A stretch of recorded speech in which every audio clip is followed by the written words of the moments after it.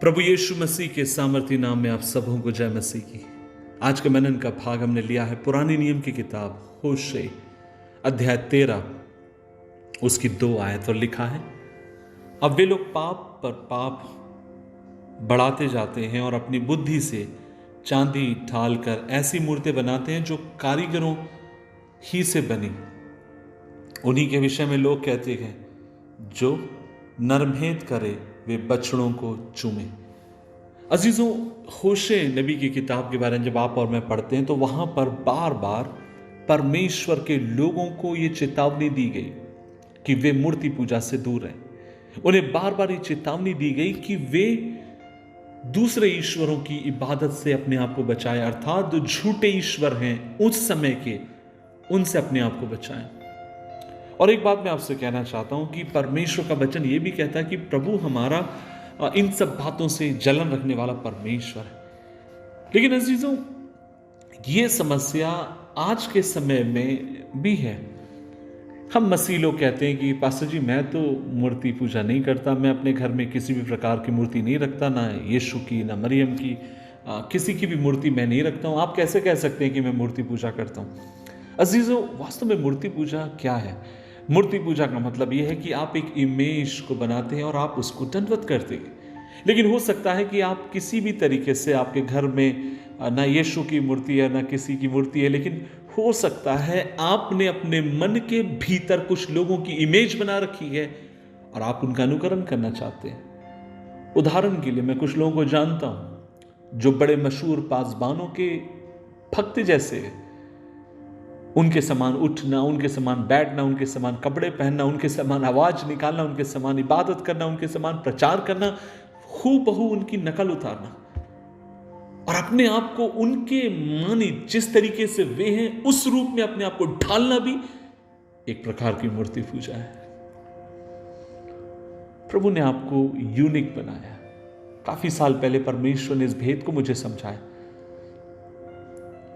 इस दुनिया में मेरी फिंगरप्रिंट सबसे अलग है,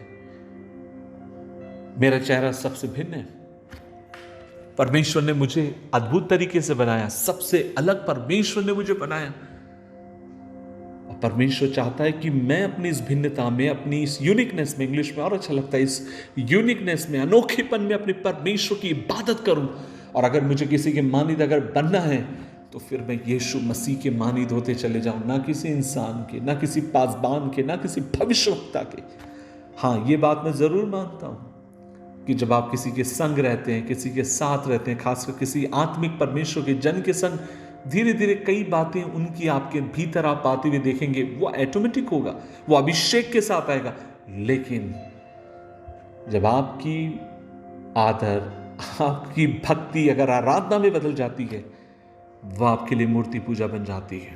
मैं बहुत सारे लोगों को जानता हूं जो म्यूजिक एक तरीके का सुनना पसंद करते हैं। कईयों के लिए खेल उनके लिए मूर्ति पूजा बन चुका है। लेकिन अजीजों, मैं कहना चाहता हूं, अच्छी बात है म्यूजिक सुनना, अच्छी बात है खेल खेलना और देखना। लेकिन जब आप और मैं जरूरत से ज्यादा उस पर ध्यान देने लग जाते हैं, जरूरत से ज्यादा उसको तवज्जो देने लग जाते हैं, और तब एक ऐसा समय आता है वे चीजें आपके लिए, मेरे लिए मूर्ति पूजा बन जाती हैं। अच्छी बात है कि आप अपने परिवार से प्यार करते हैं, अच्छी बात है कि आप अपने देश से प्यार करते हैं, मित्रों से प्यार करते हैं, लोगों से प्यार करते हैं। लेकिन इस बात के लिए भी आपको मुझे संभालने की जरूरत है कि कहीं ये भी आपके लिए, मेरे लिए मूर्ति पूजा ना बन जाए। तो फिर आपका मेरा सम्मान किस बात के लिए हो? आपका मेरा सम्मान जीवित परमेश्वर के लिए हो। आपकी मेरी इबादत जीवित परमेश्वर के लिए हो। आपकी मेरी तारीफ जीवित परमेश्वर के लिए हो। आप और मैं अगर किसी के मानित बनना चाहें तो एक ही व्यक्ति और जिसका नाम प्रभु यीशु मसीह है, उसके मानित आप और मैं बनते चले जाएं। खुदा आपको मुझे बरकत दे। खुदा आपके ऊपर, मेरे ऊपर अपनी रहनुमाई को करे कि आप और मैं उसके मानित होते चले जाएं, उसके समान बनते चले जाएं। इसलिए आज मैं आपसे कहना चाहता हूं, आइए अपने आप को परमेश्वर के हवाले सौंपे, अपने आप को परमेश्वर की उपस्थिति में सौंपे और कहें, प्रभु जी, ये दुनिया की कोई भी चीज मुझ पर प्रभाव न डालने पाए। अगर कोई चीज मुझ पर डाले तो वो सिर्फ और सिर्फ तेरे पवित्र आत्मा, तेरी उपस्थिति, तेरा वचन, तेरी संगति। और अगर मैं किसी के मानित बनते जाऊं तो परमेश्वर मैं सिर्फ और सिर्फ तेरे मानित होते चलते चला जाना चाहता हूं। मदद कर।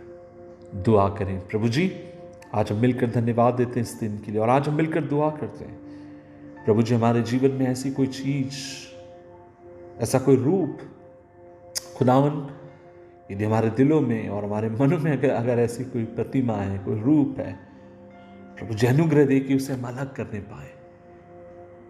प्रभु जी हमें अनुग्रह दे कि हम सिर्फ और सिर्फ तेरे मानित होते चले जाएं, हमारे जीवन के द्वारा, बातों के द्वारा, एक एक चीज के द्वारा। हमें से हर एक के ऊपर तेरी आशीष हो, यीशु मसीह के नाम से मांगते हैं। आमीन, आमीन, आमीन।